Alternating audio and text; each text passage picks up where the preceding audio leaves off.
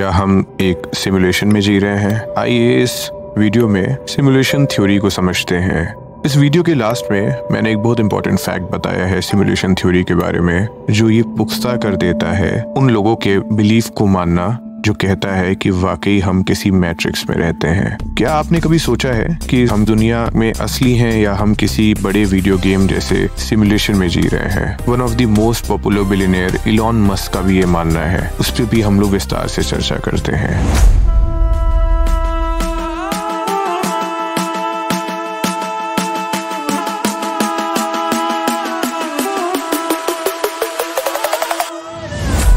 नमस्ते, आप सुन रहे हैं toss the other side story.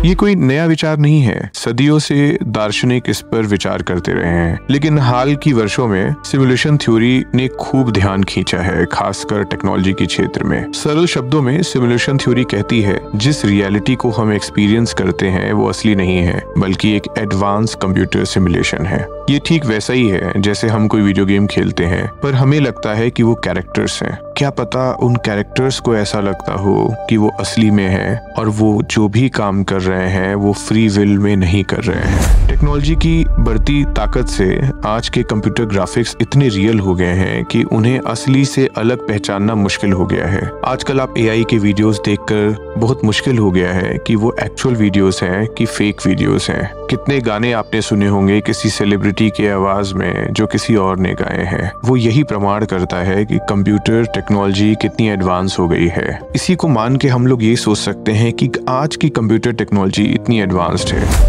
Imagine करिए 1980s का कंप्यूटर गेम, जब आपके पापा आपके लिए वीडियो गेम लाए थे और आप कॉन्ट्रा या मारियो खेलते थे। वो वीडियो गेम पिक्सेल्स में होते थे, बेयरली विजिबल होता था कोई कैरेक्टर हमें, पर आज के सिंपल मोबाइल गेम्स भी एकदम रियलिस्टिक हो गए हैं। और इवन अब तो वीआर हेडसेट्स के नाते वो गेम और रियलिस्टिक लगने लगे हैं। ये कहना गलत नहीं होगा कि अगर टेक्नोलॉजिकल एडवांसमेंट और हो जाए तो गेम रियल लाइफ लाइक हो जाएंगे। इसी पे इलॉन मस्क भी कहते हैं कि जिस स्पीड से टेक्नोलॉजी बढ़ रही है, ये कहना गलत नहीं होगा कि आने वाले 2 से 3 दशक में कुछ लोग जेन्युइनली वीडियो गेम में रहना शुरू कर देंगे।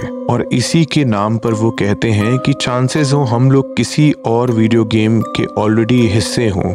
हमारा यूनिवर्स बहुत कॉम्प्लेक्स है, लेकिन ये कॉम्प्लेक्स मैथमेटिकल रूल से चलता है। क्या ये संभव है कि ये रूल्स किसी कंप्यूटर प्रोग्राम का हिस्सा हों? आइए हम फर्मीज पैराडॉक्स के बारे में बात करते हैं। हम यूनिवर्स में अकेले क्यों हैं? इस पैराडॉक्स का एक पॉसिबल एक्सप्लेनेशन ये हो सकता है कि हम सिमुलेशन में जी रहे हैं, इसीलिए अभी तक एक्चुअल में किसी एलियन से हमारा कॉन्टैक्ट नहीं हुआ है। इसमें एक और इम्पोर्टेंट फैक्ट है जिसको हम लोग डेजा वू कहते हैं। इवन इलॉन मस्क भी डेजा वू को सिमुलेशन का हिस्सा मानते हैं। डेजा वू होता है कि हमें कभी कभी लगता है कि हमने पहले से ये चीज एक्सपीरियंस की है। बोला जाता है ये किसी प्रकार का सिमुलेशन में ग्लिच हो सकता है। इवन क्वांटम फिजिक्स के कुछ लॉज काफी अजीब है, जैसे एक पार्टिकल एक ही समय में 2 जगह कैसे हो सकता है। चांसेस है कि ये भी सिमुलेशन का कोई बग हो। एक और काफी पॉपुलर साइंटिस्ट नील डिग्रासे टाइसन, जो कि काफी प्रसिद्ध एस्ट्रोफिजिक्स हैं, वो भी इस थ्योरी को पूरी तरीके से खारिज नहीं करते हैं। उनका मानना है कि इस बात के 50-50 चांसेस हैं कि हम सिमुलेशन में ही जी रहे हैं।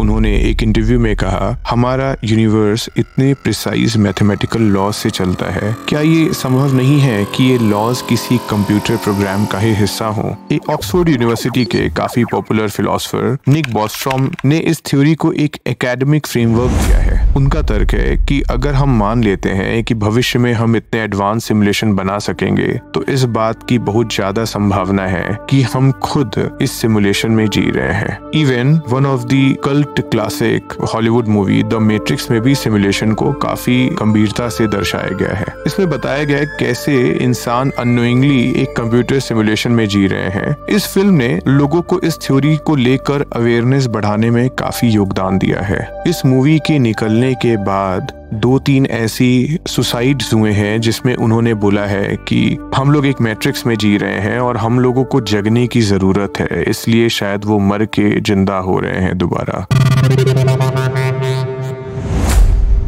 एक सिमुलेशन थ्योरी के साथ एक मैट्रिक्स थ्योरी भी है जिसमें बताया जाता है कि कैसे हमें प्रोग्राम किया जा रहा है। इसके बारे में हम इसी चैनल पे एक वीडियो कभी भविष्य में डालेंगे। सिमुलेशन थ्योरी को साबित करने के लिए भी कोई ऐसा पुख्ता सबूत नहीं मिला है, लेकिन कुछ साइंटिस्ट ने ऐसे एक्सपेरिमेंट्स किए हैं। उस एक्सपेरिमेंट से उनका मानना है कि क्या पता सिमुलेशन थ्योरी सही हो। आइए कुछ ऐसे ऑब्जर्वेशंस को हम जानते हैं। पहला है पिक्सेलेटेड यूनिवर्स। कुछ फिजिसिस्ट मानते हैं कि अगर हम एक सिमुलेशन में हैं तो हमारा यूनिवर्स पिक्सेलेटेड हो सकता है, जैसे किसी कंप्यूटर स्क्रीन पर पिक्सेल्स होते हैं। इसका मतलब है स्पेस और टाइम फंडामेंटली डिस्क्रीट यूनिट में बटे होंगे, ना कि कॉन्टिन्यूअस स्पेक्ट्रम में। दूसरा है कॉस्मिक रेज के बारे में। Cosmic rays actually high energy particles होते हैं जो यूनिवर्स में घूमते रहते हैं। उनकी एनर्जी एक स्पेसिफिक टाइम से ज्यादा नहीं बढ़ सकती। कुछ वैज्ञानिकों का मानना है कि ये लिमिट सिमुलेशन के प्रोसेसिंग पावर की वजह से ही हो सकता है, क्योंकि कैसे बिना कंप्यूटर के कोई चीज इतनी प्रिसाइज होती है, ये अभी तक साइंटिस्ट समझ नहीं पाते हैं। एक तीसरा टर्म है क्वांटम इंटेंगलमेंट। क्वांटम फिजिक्स का एक रहस्यमय फिनोमेनन है ये। इसमें दो पार्टिकल एक दूसरे से जुड़े रहते हैं, चाहे वे कितनी भी दूर क्यों ना हो। जब एक पार्टिकल में कोई बदलाव होता है तो दूसरे पार्टिकल में भी तुरंत बदलाव होता है। कुछ साइंटिस्ट का मानना है कि ये फिनोमेनन इस बात का संकेत हो सकते हैं कि हमारा यूनिवर्स किसी प्रोग्राम द्वारा सिमुलेट किया जा रहा है। एक डबल स्लिट एक्सपेरिमेंट भी है जो इसके तरफ इशारा करता है कि क्या पता हम सिमुलेशन में जी रहे हों।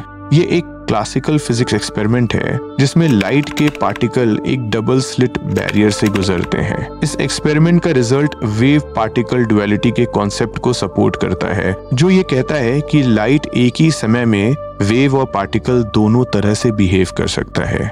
ये एक ऐसा मिस्ट्री है जिसे क्लासिकल फिजिक्स से एक्सप्लेन करना काफी मुश्किल है। कुछ वैज्ञानिकों का मानना है कि यह एक्सपेरिमेंट इस बात को संकेत करता है कि क्या पता हमारा यूनिवर्स एक सिमुलेशन हो। क्या हम सिमुलेशन को ब्रेक भी कर सकते हैं? जैसा कि मैंने आपको बताया था, लोग सुसाइड कमिट करके सोचते थे कि वो सिमुलेशन ब्रेक कर रहे हैं, पर ये कई लोगों के दिमाग में आता है। कुछ साइंटिस्ट का मानना है अगर हम सिमुलेशन के प्रोग्राम्स को सिग्नल भेज सकें तो शायद हम सिमुलेशन से बाहर निकल सकते हैं। और सबसे अंत में हमारे वेदों में भी ये बताया गया है कि हम लोग ब्रह्मा जी के दिव्य स्वप्न के हिस्से हैं। हिंदुइज्म में कॉन्सेप्ट ऑफ माया के बारे में बताया गया है, जिसका ज्योतिषी शास्त्र में भी काफी महत्वपूर्ण योगदान है। माना जाता है कि ये सब जितनी चीजें भी हम देख रहे हैं सब एक माया है, एक इल्यूजन है या डिसेप्शन है। सिमुलेशन थ्योरी एक गहन विचार है जो हमें अपनी वास्तविकता की प्रकृति पर पूर्ण विचार करने के लिए मजबूर करती है। हालांकि अभी तक इसे साबित करने का कोई सॉलिड एक्सपेरिमेंट या सॉलिड प्रूफ नहीं मिला है, लेकिन इस दिशा में हो रहे प्रयोग और ऑब्जर्वेशन हमें इस रहस्य को सुधारने की उम्मीद देते हैं। क्या हम सिमुलेशन में जी रहे हैं या नहीं, ये अभी भी एक अनुत्तरित प्रश्न है, लेकिन इस थ्योरी पर विचार करने से हमें ब्रह्मांड और अपने अस्तित्व के बारे में नए पर्सपेक्टिव्स मिलते हैं। यहाँ तक सुनने के लिए धन्यवाद। नमस्ते। आप सुन रहे थे toss the other side story.